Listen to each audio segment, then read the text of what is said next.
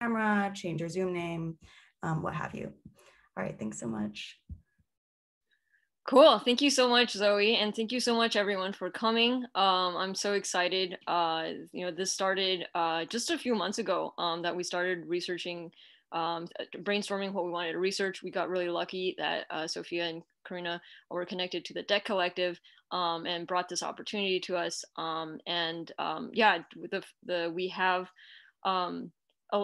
We have comrades from other campuses here. I'm so excited that we're cross campus, cross title. I was just telling before session that any movement is only possible with librarians on your side. And I really believe that. So I'll really briefly share a snapshot of CUNY finances. I hope you guys can all see this. All right, so this is taken directly from the 2020 financials. And I just wanted to bring 3 details out. This is New York City appropriations, 11%. New York State appropriations, 31%. In 1974, that was 45%. And so public support has declined precipitously. Cesar will be speaking more about that in a little bit. And also that tuition accounts for 15%, which really indicates to us as adjuncts, as faculty, that students are like a crucial constituency, crucial comrades for us to be building solidarity with. And on our expenses, what do we spend money on? Just a quick comparison. If you look at this kind of donut chart, we spend actually more on interest expenses than we do on academic support. And so that just gives you a little bit of what it means to live in this debt regime. Speaking of debt regime, this is the this is the conclusion of the research that we've done into the debt on our budget. It's really these 2 percentages. If you look at how much we pay every year from our revenue, which does, from that pie chart before, include state and city appropriations, it's 6%. But if you're looking at the student portion, and this is, thank you, Zoe, so much for speaking with The Nation about this, and I'll post a link to the article in the chat in a little bit, but this is startling. 37% of the student portion of the revenue goes to pay off our debt. And that puts CUNY in a position to, I just learned this word recently, but it's supplicant. We are now under the thumb of not our faculty, not our staff, not our workers, not our students, but to our creditors, because now decision making gets driven by these credit ratings. And so we are forced to attract, CUNY is forced to attract high revenue students, and that includes master's students. We see cuts in spending all over. We see an emphasis on marketing and branding rather than on academic support. And while recently we had just won a tuition freeze, this tuition freeze is temporary. It's only for 3 years. And the New York Post just shared that, just reported on how our board of trustees chose to spend $3 million on McKinsey on a reopening plan that frankly I think can be used to justify hasty and unsafe plans for us, instead of spending it on the things that will actually keep us safe. All right, Cesar? Can you hear me? Yes. Okay. So, hi everybody. My name is Cesar. I teach full-time at SUNY, CUNY's sister public university in New York State. I have been working with this amazing team, and I'm part of the Austerity University group, which is doing critical abolitionist research about the history of our public universities and how we got to this present of abandonment. Increases in tuition have filled the funding gap. This is the section I'll be presenting. So I want to remind everyone that this is a systemic trend that means business for a lot of actors. The defunding of the university makes people rich, not students, not faculty, no, not staff, not the community, of course. I want also to remind you that we live in the third largest economy in the United States. New York State's GDP is bigger than Canada's GDP. So there's no reason whatsoever for the current state of our universities. We should be able to fully fund and democratize our public universities, have open admissions and free tuition for all campuses across the state. So in this slide, the story is very straightforward. Since way before its inception as a system in April 1961, CUNY campuses funding came mostly from the state, the city, and also the federal government, as it should. It is a public university. Right at the same time that the university caved to the organized demands of student, faculty, and communities of color and started a policy of open admissions, city and state decided to defund and transfer the economic burden to students via tuition. So when the university finally started admitting students that came from Black, Latinx, and other communities of color to study here, it started charging them to be able to study here. Let's remember, CUNY was tuition free before this. So CUNY state and city funding in 1974, right before this influx of students that now are the great majority of the university, was 65% of the operating budget. Now it is 42%. These are hundreds of millions. The other costs that could not be paid by tuition were and are met by contracting debt. So who gets richer with all of this? Banks, investors, rich and richer people. So next slide, Leanne. This is a very clear picture of the trajectory of tuition from 1978 to 2012. And of course, the trajectory continues. It's just a scale up. Okay, so next slide. Some of the impacts of these policies on instruction. With the debt CUNY is paying to creditors, it could hire, we estimated, 2,448 full-time faculty. 5,000 more full-time faculty is what CUNY would need to reach a minimum acceptable standard of full-time student ratio. This is a crucial point. While this money is going to pay interest to creditors, it could be paying for living wages to a lot of the instructors at CUNY. Let's remember that the majority of instructors at CUNY are part-time and that they get poverty wages for the work.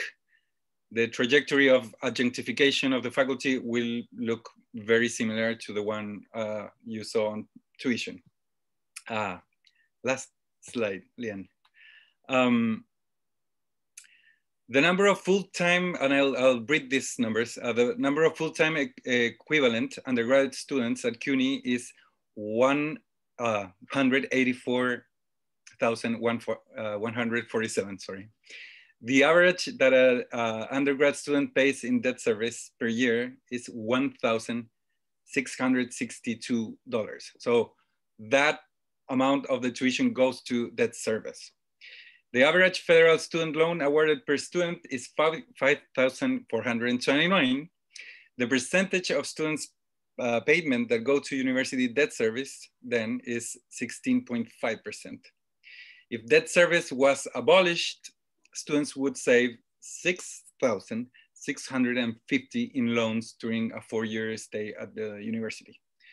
So I want to finish my part saying that numbers and statistics have always been weaponized against us, but numbers tell stories of abandonment, racism, settler colonialism, imperialism, and we can use these histories to intervene in the present.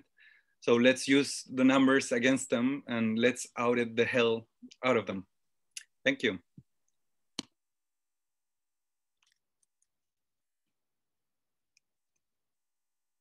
Thank you so much. Sophia?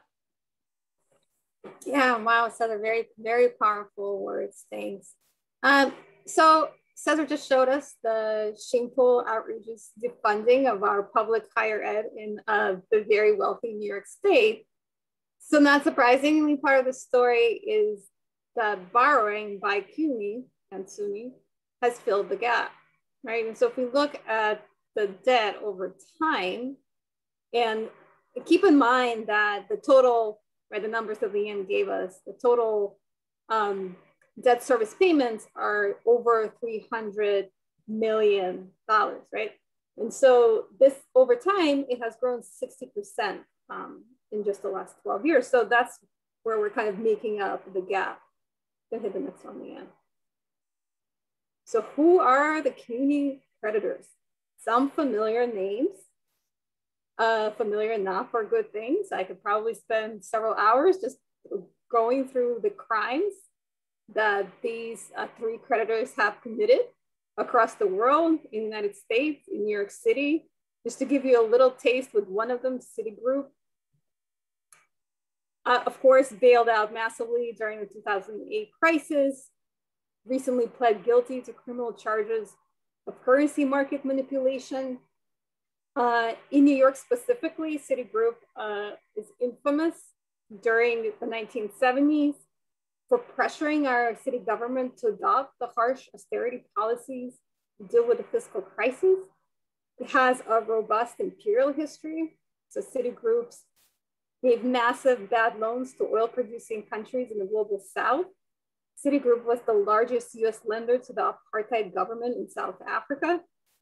You get the gist, right? I can go on and on. These are the people, these are the companies and the people that are taking our money, right?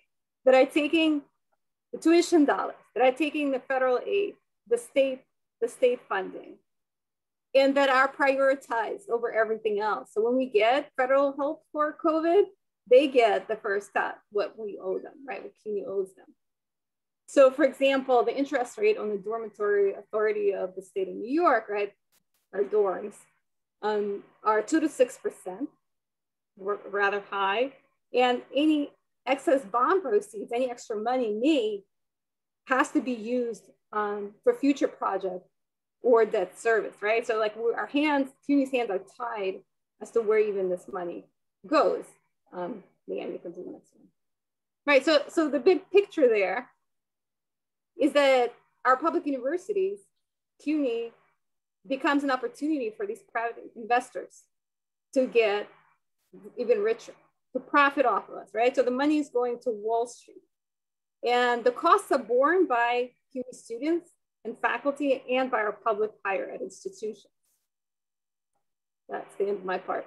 Thank you so much, Sophia. Karina? Yeah, great. Thank you, Sophia, Cesar, Leanne, Zoe, and all other comrades who have worked together on this project with us and who are here with us today. So yeah, all of this leads to a consideration of how debt contributes really to the marketization and neoliberalization of the public university, and how the university serves as a sort of cipher for the expansion of capitalist and settler colonial logics and forms of accumulation really into public institutions. In particular, we have focused our research here on the important role of financialization in the form of credit in this broader political and economic project. As Sophia explained, although debt means additional expenses for students, faculty, and institutions themselves, it results in huge profits for private actors, in particular those engaged in managing student loans, university bonds, and endowments. So another example, so this is another really example of accumulation through dispossession and how neoliberalism is not so much a retraction of the state, but rather it's restructuring. And as Cesar mentioned earlier, in employing a concept also that Ruth Wilson-Gilmore has discussed, that this results in, or has developed, this results in CUNY being a victim of organized abandonment.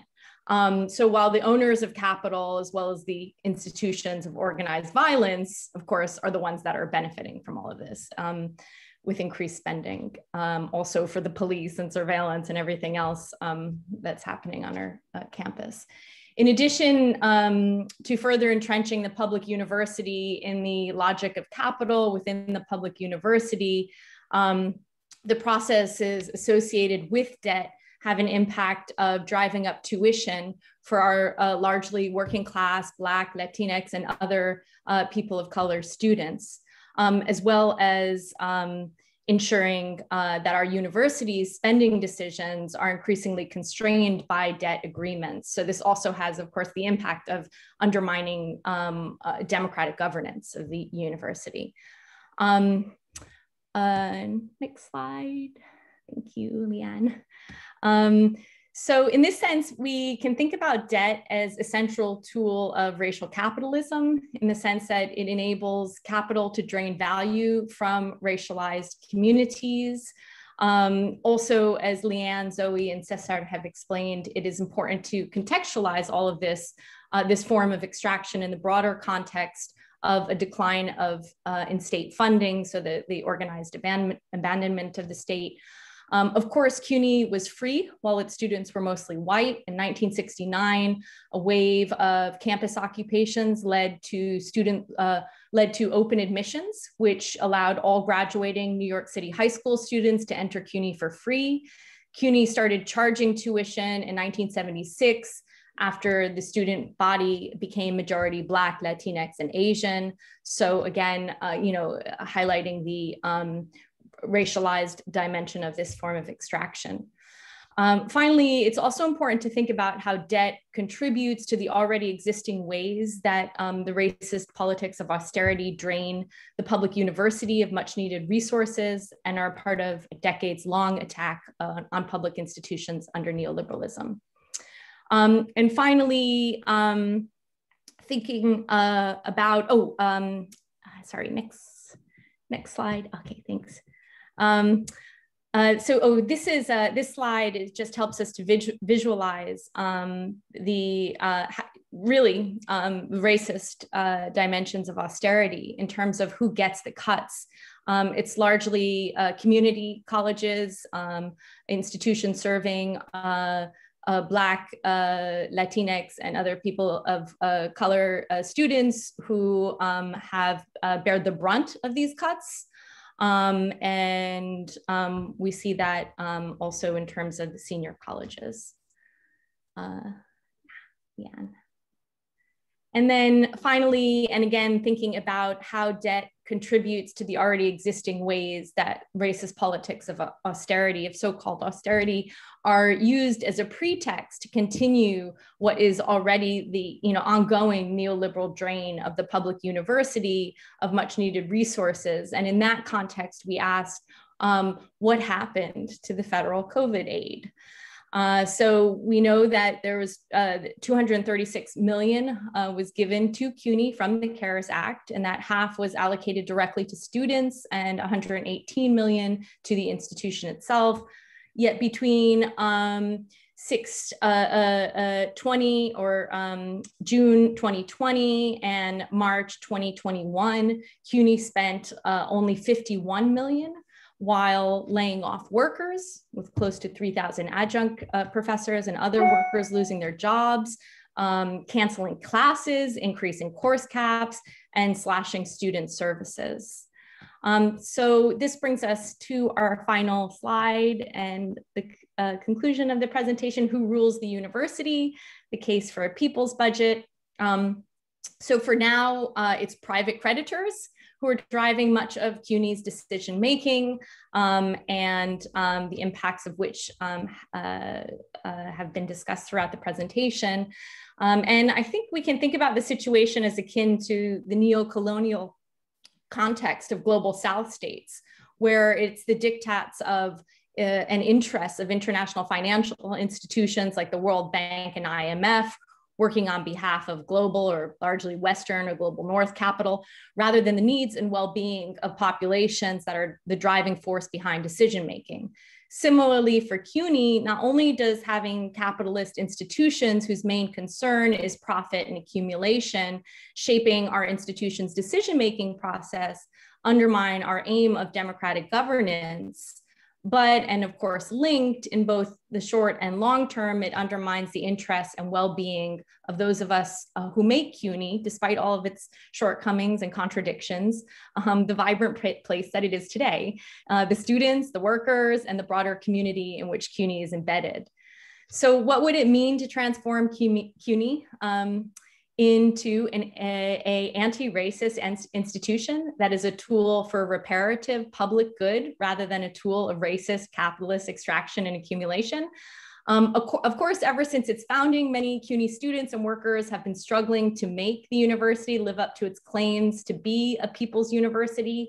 So we aspire to learn from and build on the shoulders of all those who have come before us in this struggle. And we hope to be able to work together to devise a liberatory budget that is designed to provide the material basis to achieve our goals of creating a fully funded, decolonized, and abolitionist CUNY. In other words, a budget for CUNY that is responsive to the demands of its workers, largely working class, Black, Latinx, and other students of color, one that will provide free tuition, smaller class sizes, extensive advising and support, healthcare, childcare, access to comfortable and safe housing, healthy food, public transportation for all of our students, as well as a faculty that represents the diversity of the student body and that does away with the exploitative and unequal multi-tier system we currently have in place, in addition to well-paid, equitable, and secure jobs for all CUNY workers and more. So in addition to abolishing CUNY's debt, this would mean reprioritizing our spending away from high-paid management, police, and surveillance, as well as forms of property acquisition that contribute to the dispossession and colonization of racialized and oppressed communities in New York, and towards what life-affirming institutions, relations, and practices. So we look forward to hearing your feedback and how we can resist this debt regime, as Leanne put it, what a people's budget, a CUNY should look like, as well as how we can organize together and move forward towards our goals.